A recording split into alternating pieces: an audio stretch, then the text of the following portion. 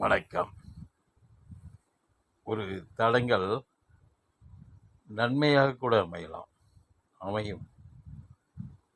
அதை உணரும்போது நிச்சயமாக இறையை உணர்த்தும், பிரபஞ்சத்தை உணர்த்துகிறது. சில சம்பவம் அப்படி நடக்கிறது. அதான் இறை சார்ந்த விஷயமாக சிலவருக்கு அமைகிறது.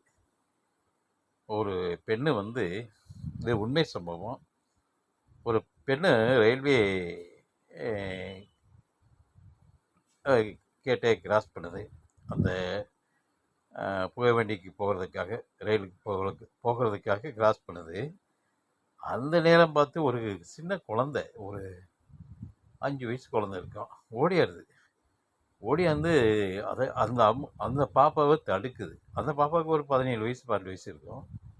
தடுத்துட்டு எனக்கு ஏதாச்சும் வாங்கி கொடுத்துட்டு போன்னு அது அந்த குழந்தை அந்த பாப்பாவிடம் கேட்குது.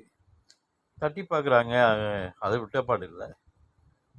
திருப்பி இந்த பாப்பா என்ன பண்ணுது, பக்கத்தில் இருக்கிற கடைக்கு கூட்டி போய் அந்த குழந்தை கேட்குறத வாங்கி கொடுத்துட்டு வேகமாக பாஸ் பண்ணுது ரயில்வே ஸ்டேஷனுக்கு உள்ள. ஆனால் அந்த பொண்ணு அந்த அந்த ட்ரெயின், அதில் பயணிக்க வேண்டிய ட்ரெயின் கலந்து விட்டது. பாஸ் ஆகி போவோம், இதெல்லாம் இந்த பொண்ணால் ஏற முடியல, விட்டுருது. வருத்தத்தோடு வீட்டுக்கு செல்கிறது. ட்ரெயினில் போக முடியலன்னு வீட்டில் போய் வருத்தமாக இருக்கிறது. சரி, படுத்த வாக்கில் நியூஸை பார்த்தா இந்த பொண்ணு பயணிக்கக்கூடிய அந்த ட்ரெயின் விபத்தாகி நிறையா பேர் இறக்கக்கூடிய நிலையை விபத்து உண்டாகிறது. அப்படியே இந்த போயிருந்தேன்னா இதே பெண்ணுக்கும் விபத்தை உண்டாக்கக்கூடிய நிலை தான். அப்படியே இறையை நேசிக்குது. அப்போ வந்தது இறையாகத்தான் நிற்கிற, பிரபஞ்சம்தான் நம்மளை தடுத்தது அப்படிங்கிற மாதிரியா இறை உணர்வை அந்த பொண்ணுக்கு ஏற்படுத்துது. அதனால் சில சமயங்கள் தடங்கள் நன்மை காரியமாகவே அமைந்து இருக்கிறது.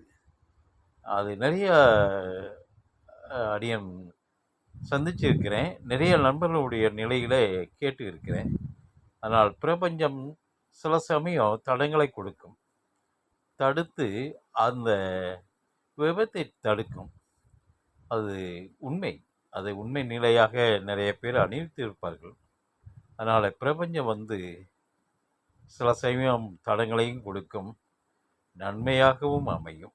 எல்லாம் அவன் இறைத்துடர், பிரபஞ்சத்தினுடைய இறைத்துடர். நன்றி.